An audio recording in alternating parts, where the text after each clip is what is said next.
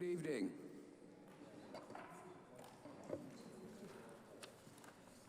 I'd like to welcome everyone here to the Tuesday, December 17th meeting of the Milford Planning and Zoning Board. I would ask everyone to stand for the Pledge of Allegiance and a moment of silence. I pledge allegiance to the flag of the United States of America and to the republic for which it stands, one nation, under God, indivisible, with liberty and justice for all.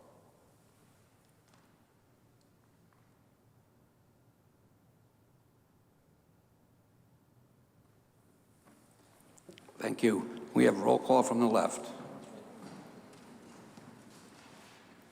Brian Collegian. Nancy Austin. John Grant. Carl S. Moore. Scott Marlowe. Tom Panzella. Jim Cater. Bob Sadie. And I'm Jim Quish, and with us we have Meg Green and David Solkis, representing the city of Milford. Our first order of business is old business. It is proposed change to City of Milford regulations, petitioned by Kevin Cresadian for changes to Article 5, Section 521, 525, 536, and 11.2 to allow for electronic digital billboard signs. This was a public hearing. It was active for a couple of meetings. The public hearing has been closed, and we have now time to reflect and discuss as a board. I'd like to say that I was present for 2 of the 3 meetings and did look at MGAT to hear discussion on the meeting that I was unable to attend. I'd like to say that I did listen to arguments made that, ask questions about safety and ask questions about the monetary impact for the city. I reject some of the arguments about the safety because I think that the DOT allows them in cities and states all over the country. So I think it's sort of the science is that they are safe. I think we have a total of 6 locations, all existing locations for signage, and they are all directly related to the I-95 corridor. I think it's a good thing, and I support it, and I'm opening up any comments the board members would like to make. Mr. Panzella. Yeah, I totally agree with you, Jim. I think the benefits far and away outweigh any type of negative that comes out of this. Because the digital billboards, I think they're more aesthetically pleasing. They offer advertising to small businesses. The city will get a higher tax rate on the new boards, which are much more expensive. You could have public service messages, Amber Alerts. It's got a lot of good benefits to it. In addition to the city of Milford being able to advertise, the Oyster Festival and other things like that. And I think it's a win-win for the city, and I'm going to vote for it.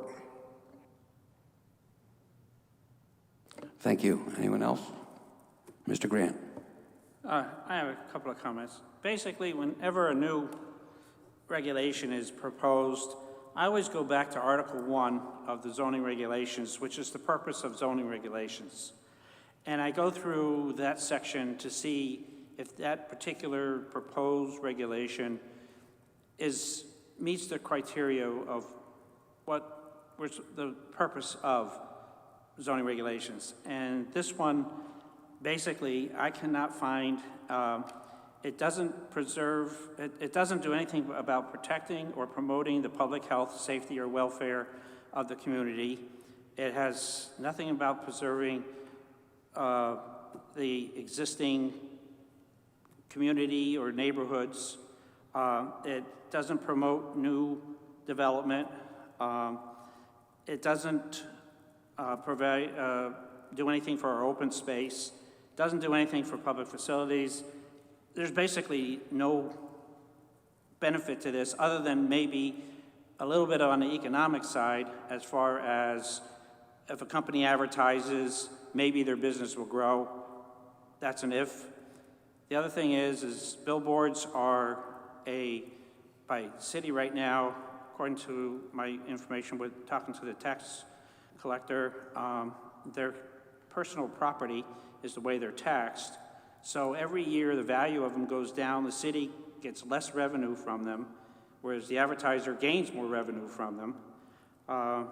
So I personally do not see, when you look at Article 1 of our regulations as to what a regulation is supposed to do, there's nothing that this regulation does to promote the neighborhoods, promote economic growth, provide safety or anything like that.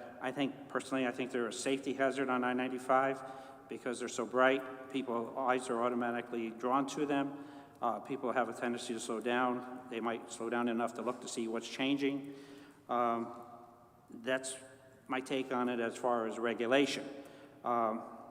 The regulation itself, second part of what I was looking at, is that the regulation, right now, there's 6 billboards that are listed.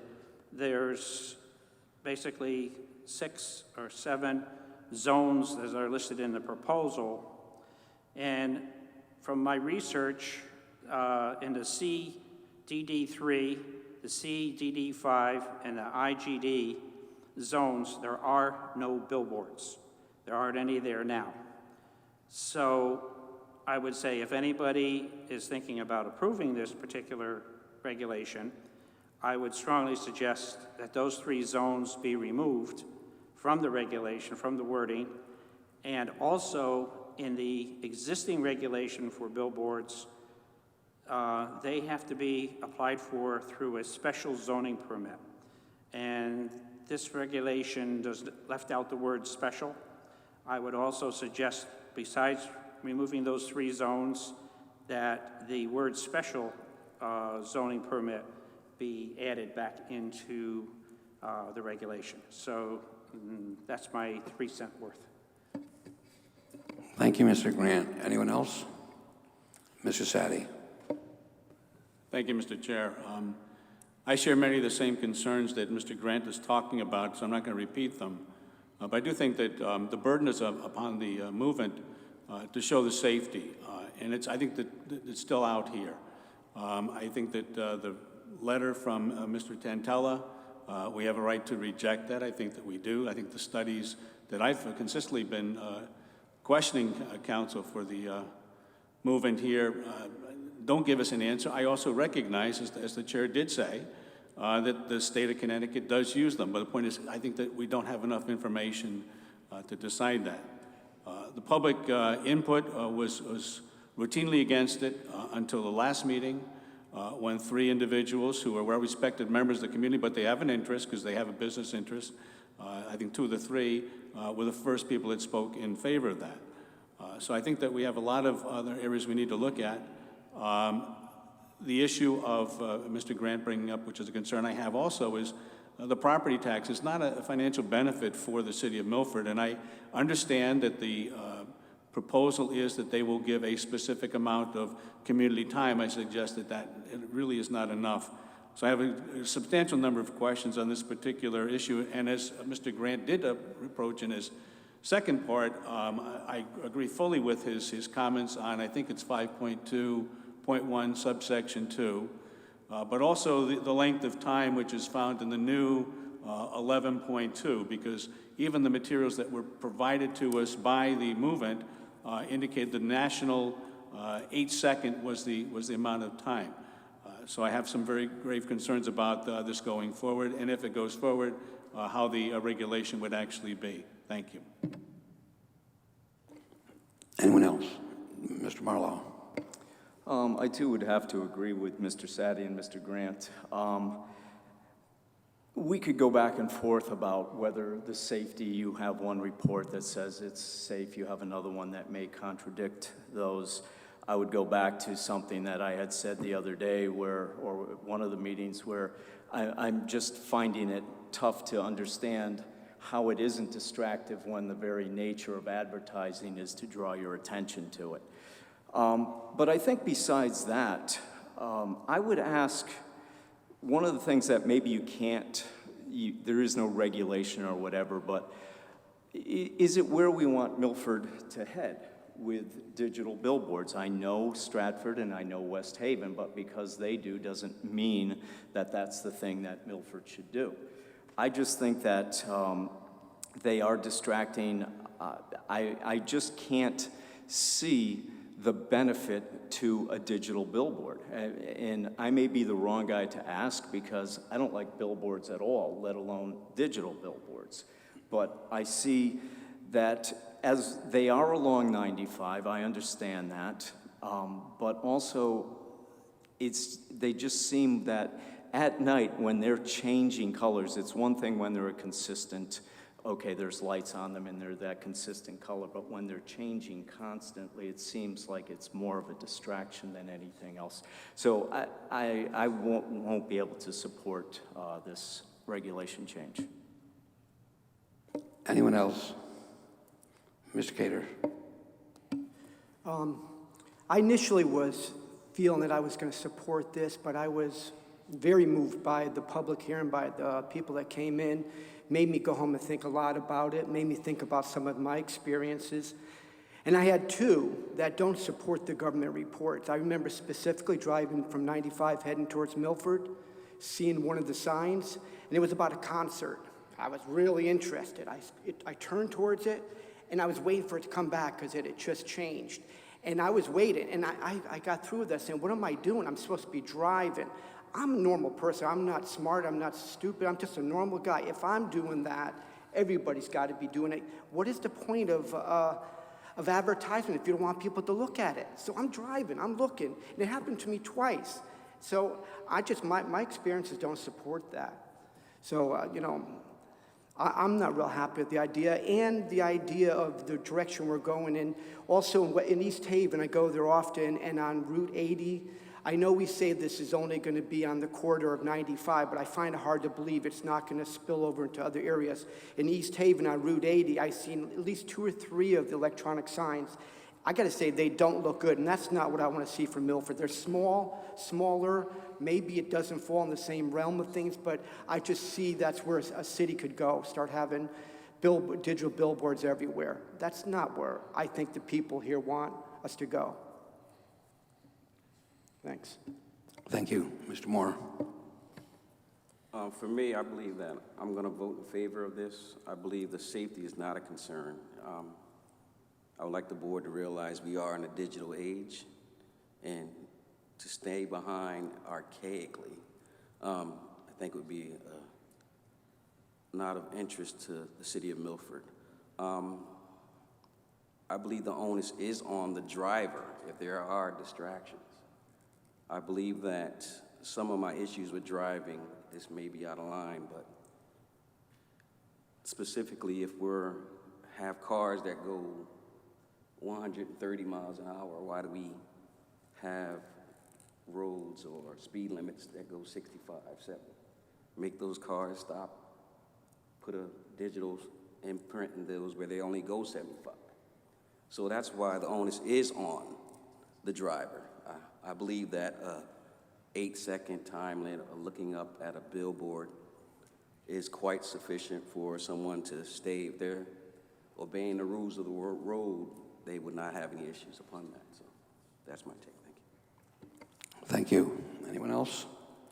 I'd just like to just go on record again saying that I think that that I do echo what Mr. Moore said, and that because it's new, it's easy to say no. And, we are in a digital world, and I think there are enhancements to the city, and health and safety being one, where we have the potential for emergency alerts. We also have the potential for Amber Alerts. So those things can be a direct benefit to the health and safety of the community.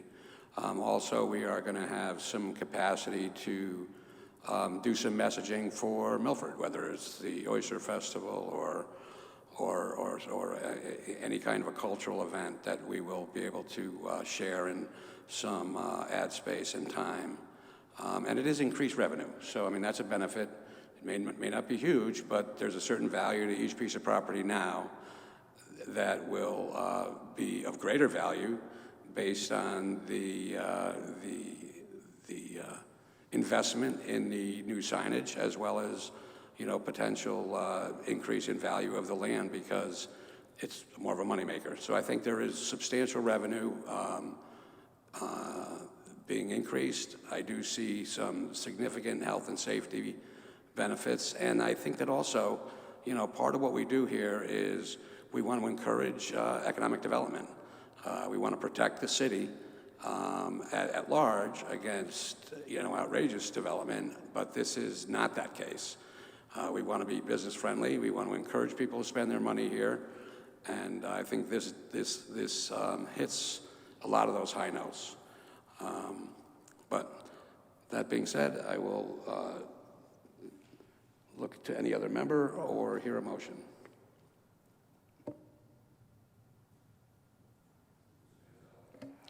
Yeah, I feel it's only a matter of time before we all go into this electronic age, where, you know, in a matter of 5 years, I think everything will be electronic.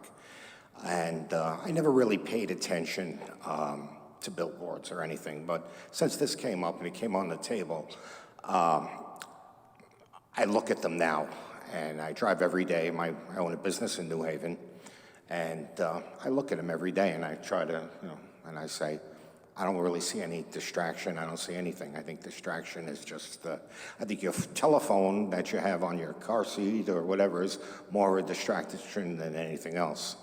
So I think it's, I don't think it's a safety concern, and I think the good far and away outweigh the bad.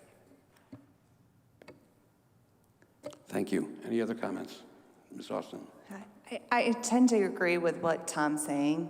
I've been in advertising for 5.5, 6 years now, and we're not talking about flashing displays. These are not flashing billboards that somebody equated it to like Las Vegas. That's not what a digital billboard does, or even a static billboard. You can almost say the static billboard sometimes is more of a distraction because the light generated, it's very individual to what people think. And I appreciate what the citizens said, but I don't feel that an 8-second to 10-second billboard, you're gonna be past it 9 times out of 10 before that changes. I'm up and down the 95 corridor, I'm up and down Route 8. I travel a lot for work. I represent the small businesses, and I do feel it's a great medium for our local businesses to advertise on. We are talking about the 95 corridor that gets a lot of through traffic. It is a great way to display our city with local events. So I am in favor of this, and I do see a lot of benefits to the city and our local businesses. So. Thank you. Anyone else? Okay, I would hear a motion. Mr. Sadi. Thank you, Mr. Quish. I move that this application for proposed zoning regulation text revision to sections 521, 525, 536, 11.2 be referred to the subcommittee on regulations for further actions and investigation. We have a motion. Do we have a second?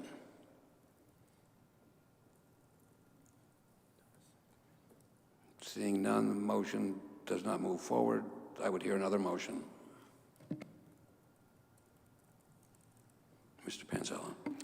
I'll make a motion to approve as presented the petition of Kevin Karsadian for changes to Article 5, Sections 5.2.1, 5.2.5, 5.3.6, and 11.2 to allow electronic digital billboard signs effective date January 13th, 2020.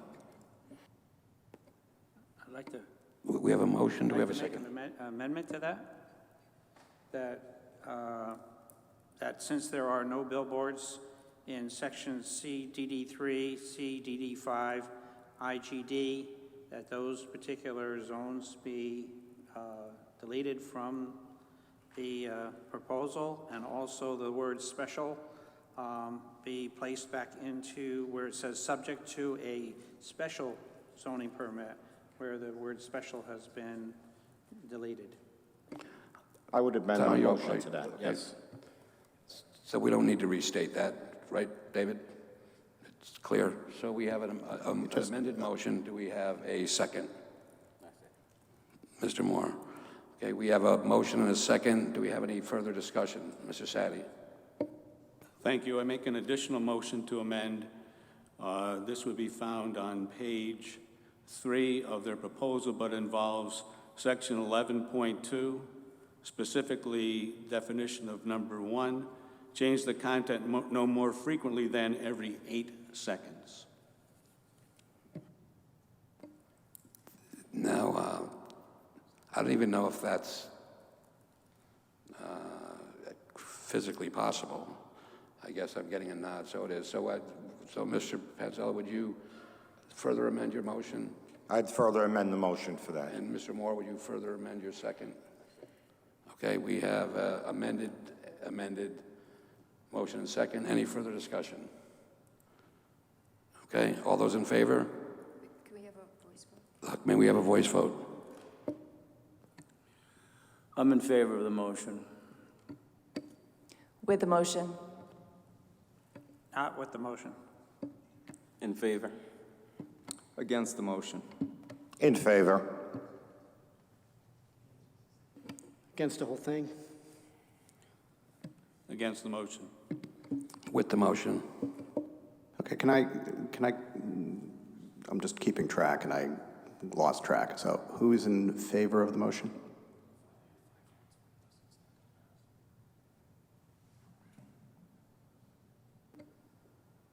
So there's 4 in favor of the motion. No, let's do that again. Hands up. 1, 2, 3, 4, 5 in favor. 5 in favor? 5 are in favor, then the motion failed. You need 6, so the motion failed. We need a supermajority, is that what you're saying? No, when you have a regulation change, you have to have 6 votes of the board. So in this case, you have to have 6 votes to approve a regulation change. So if you have only 5, then the motion failed. Okay, thank you.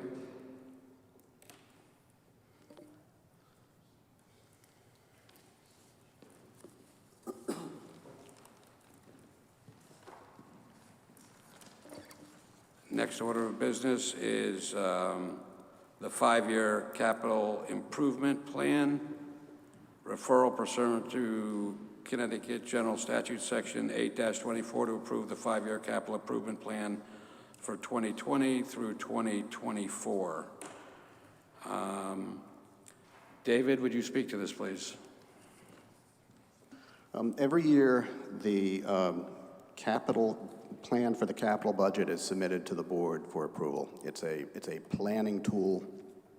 It's most often used by the city as guidance for future capital items, but most importantly, when the opportunity comes up for the city to perhaps apply for a grant from the state or the federal government to have that project, in a plan, you will always help us secure that funding. Okay, we do have Mr. Rosen here from the mayor's office to answer any questions, if there are any. Are there any questions or discussion? Seeing none, I'd hear a motion. Mr. Sadie. Thank you, Mr. Chair. I move that we refer pursuant to 824 to approve as presented the 5-year capital improvement plan for 2020-2024 submitted by Mayor Benjamin G. Blake. We have a motion. Do we have a second? We have a second, Mr. Grant. All those in favor? Opposed? Seeing none, motion carries. We have no liaisons, so we have no liaison reports. Subcommittees are not sitting till the next year. We have approval of the minutes for 11/19. For 12th, right? What? December 3rd. Oh, December 3rd. Okay, I will recuse, having not been here, but do we have a motion? Ms. Austin? Second? All those in favor?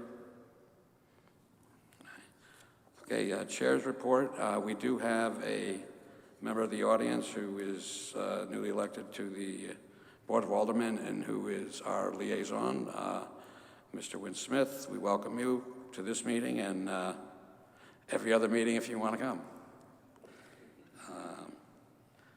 So we are in a situation here tonight where we have 3 members who have served with us who will not be continuing on. And we have just a small memento of our appreciation.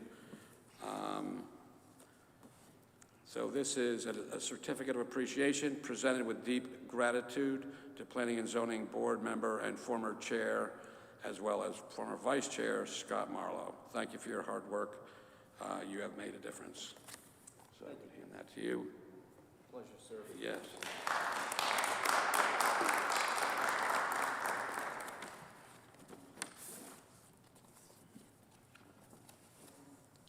And a certificate of appreciation presented with deep gratitude to Planning and Zoning and Regulation Subcommittee Chair and Board Member John Grant. Thank you for your hard work. You've made a difference.